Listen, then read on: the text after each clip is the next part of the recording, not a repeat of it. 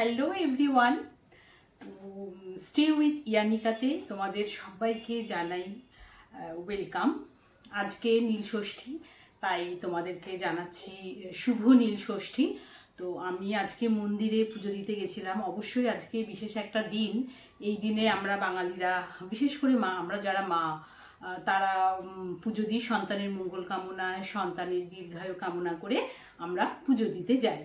তো আজকে সকাল থেকে আমি তোমাদের সাথে আমার যে ব্লগ আছে, আমার এই ব্লগ চ্যানেলটা, এইটাতে আমি আমার A to Z আমি যা যা করি সেগুলো তোমাদের সাথে শেয়ার করি।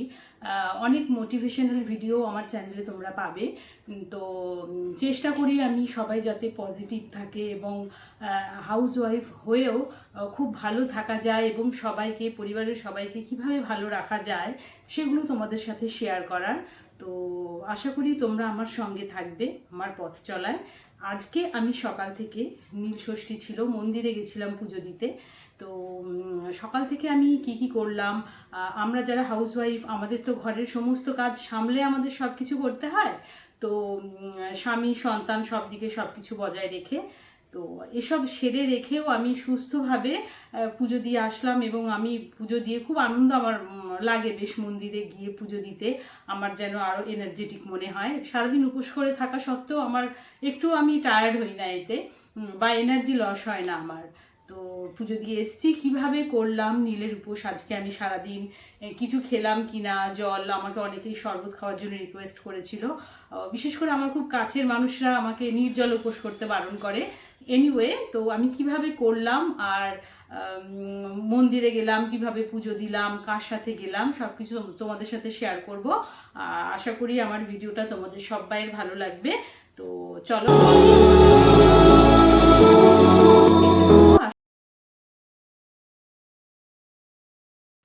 ভোরবেলা উঠে আমি মেডিটেশন এবং প্রাণায়াম করে নিচ্ছি। অবশ্যই আজকে শিবের নাম নিয়ে দিনটা শুরু করছি। মেডিটেশন আর প্রাণায়ামই আজকে করব। আজকে কোনো যোগাসন করব না। আমি কোনো দিন আবার যোগাসনও করি, বেশ কয়েকটা আসন প্রতিদিনই করার চেষ্টা করি। যোগা প্রাণায়াম কমপ্লিট করার পরে আমি আমার যে রোজকার সকালে যে প্রত্যেকেরই কাজ থাকে, সেসব কাজগুলো আমি উইদাউট হেল্পিং হ্যান্ডে নিজেই করে নিই। তো এইগুলো করা শুরু করলাম। আমি রাত্রে একবার মুছে রাখি, তাও সকালবেলা উঠে একবার মুছে তারপর আমি গ্যাস অন করি এবং রান্নার কাজ শুরু করি।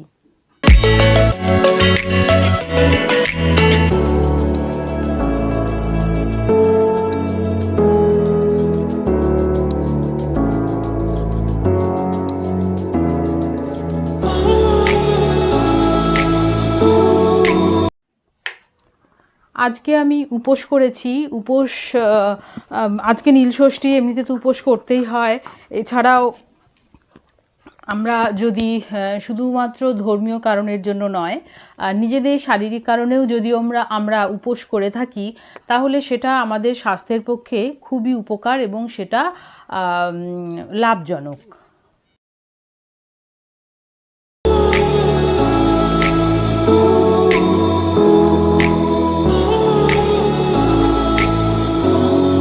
আমি প্রতিদিন সকালবেলা উঠে গরম জল খাই এবং ছেলেকেও গরম জল দিই। এটা আমার রোজকার অভ্যেস। লেবু দিয়ে একটু গরম জল খাই, উষ্ণ গরম জল। তো আজকে ছেলেকেই দিলাম, আমি নিজে খেলাম না। যেহেতু উপোস করেছি, জল ঢালতে যাব, ওই জন্য আজকে আমি স্কিপ করলাম এটা।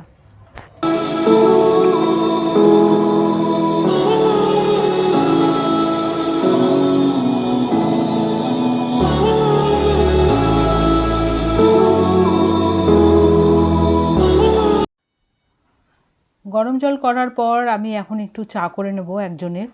তো একজনের মতো চায়ের জল বসালাম।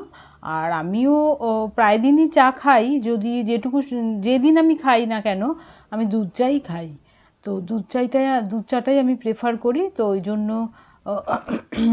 র চা আমার ভালো লাগে না খুব একটা, হয়তো বলবে যে আমার হেলথের কথা ভেবে আমি এটা কেন করি না, কিন্তু আমি এটা করি না কারণ চাটা খাওয়া তো আমার নেশা নয়। আমি যখন খাই তখন ওই ইচ্ছা মতো একটুখানি দুধ দিয়েই চাটা খাই।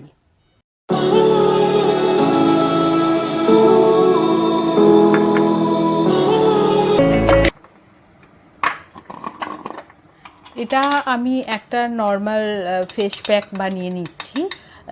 আমি রেগুলারই কিছু না কিছু ফেস প্যাক বা ক্লিনজার বানিয়ে নিই, বাড়িতে বানিয়ে সেটা ইউজ করি।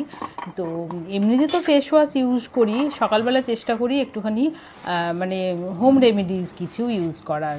তো আজকে আমি সেই জন্য নিয়েছি একটুখানি টক দই নিয়েছি, আর 1/4 টিস্পুন নিয়েছি কফি, আর 1/2 টিস্পুন নিয়েছি বেসন। এইগুলো একসাথে মিক্স করব, করে মুখে মাখবো। মুখে মেখে বেশ কিছুক্ষণ রেখে দেবো, যতক্ষণ না ওটা শুকনো হচ্ছে, মুখের মধ্যে যতক্ষণ না শুকনো হবে রেখে দেবো। রেখে দিয়ে তারপরে ওয়াশ করে ফেলবো প্লেন ওয়াটার দিয়ে। এদিকে আমার চা হয়ে গেছে, চাটা এবার নামিয়ে নেব।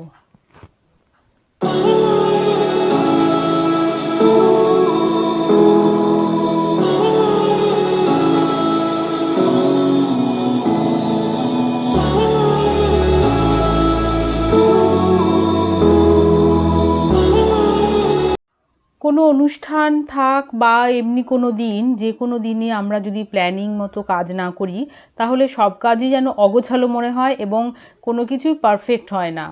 অনেক কাজ বাকি থেকে যায়, ঠিক মানে মেন্টালি স্যাটিসফাইড হওয়া যায় না। সেই জন্য রুটিন মতো টাইম ম্যানেজমেন্ট করে যদি আমরা কাজ করে নিই তাহলে সব কাজই ফুলফিল হয় এবং মনও ভালো থাকে। এই যে প্যাকটা আমি মেখে নিয়েছিলাম, তো প্যাকটা শূন্য করার পরে বাদবাকি যা যা কাজ ছিল সব কিছু সেরে আমি নিজে রেডি হয়ে ঘরে পুজো দিয়ে বেরিয়ে পড়েছি মন্দিরে পুজো দেওয়ার উদ্দেশ্যে। আজকে উপোস করা আছে, আমি প্রায় বেরিয়েছি 3টের সময় পুজো দিতে।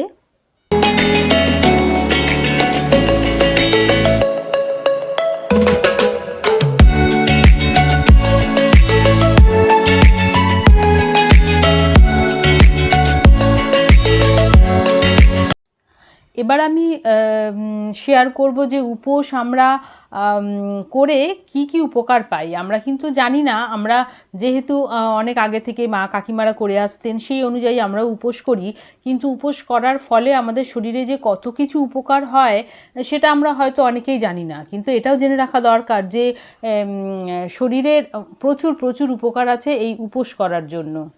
পুজো ছাড়াও বিয়েবাড়ি, তারপর অন্নপ্রাশন, এই বিভিন্ন অনুষ্ঠানে আমরা উপোস করে পুজো করার যে রীতি আছে সেগুলো মেনে চলি। আবার শুধু হিন্দু ধর্ম নয়, ইসলাম, বৌদ্ধ, অন্যান্য ধর্মেও বিভিন্ন কারণে উপোস করার রীতি রয়েছে। অনেকে মনে করেন যে উপোস করলে শরীরের ক্ষতি হয়, বরং চিকিৎসা বিজ্ঞান বলছে যে উপোস করলে শরীরের বেশ কিছু উপকার হয়, যদি নিয়ম মেনে উপোস করা যায় তবেই। তাহলে জেনে নিই যে আমরা কি কি উপকার পাই উপোস থেকে। উপোস সাধারণত 2 রকমের হয়।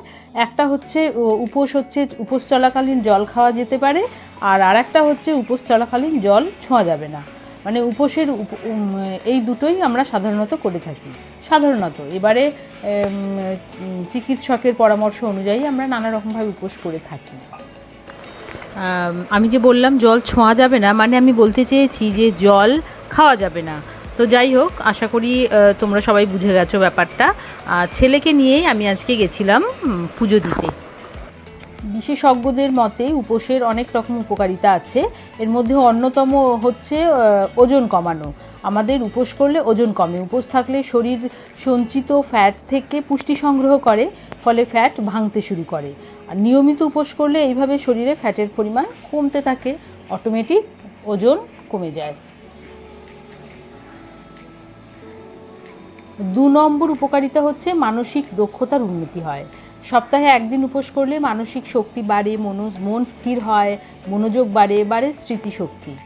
আর 3 নম্বর উপকারিতা হচ্ছে উপবাসে প্রদাহ কমাতে সাহায্য করে। মানে আমাদের শরীরে যদি কোনো ব্যথা ট্যাথা থেকে থাকে, অনেকে হাঁটুর ব্যথা বা কোমর ব্যথা, এইসব ব্যথাগুলো সপ্তাহে একদিন করে যদি উপোস করা যায় তাহলে কিছুটা কমানো যায় এইসব ব্যথা। 4 নম্বর উপকারিতার কথা এবার যেটা আমি বলবো সেটা হলো, উপোস করলে পাচনতন্ত্রের কিছুটা বিশ্রাম পায়, ফলে পাচনতন্ত্রের উন্নতি হয় আর আমাদের শরীরের বেশ কিছু পরিমাণ ক্যালোরি নষ্ট হয়ে যায়।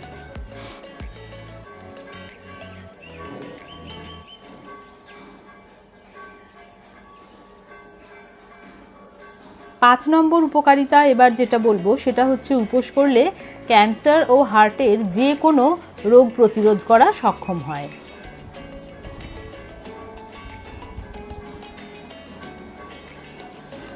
আর উপোসের 6 নম্বর যে উপকারিতাটা আছে সেটা হলো, উপোস করার ফলে শরীর থেকে বাড়তি টক্সিন বেরিয়ে যায়। আর টক্সিন বেরিয়ে যাওয়ার ফলে ত্বক মসৃণ হয় এবং সেল ড্যামেজের হাত থেকেও বাঁচা যায়।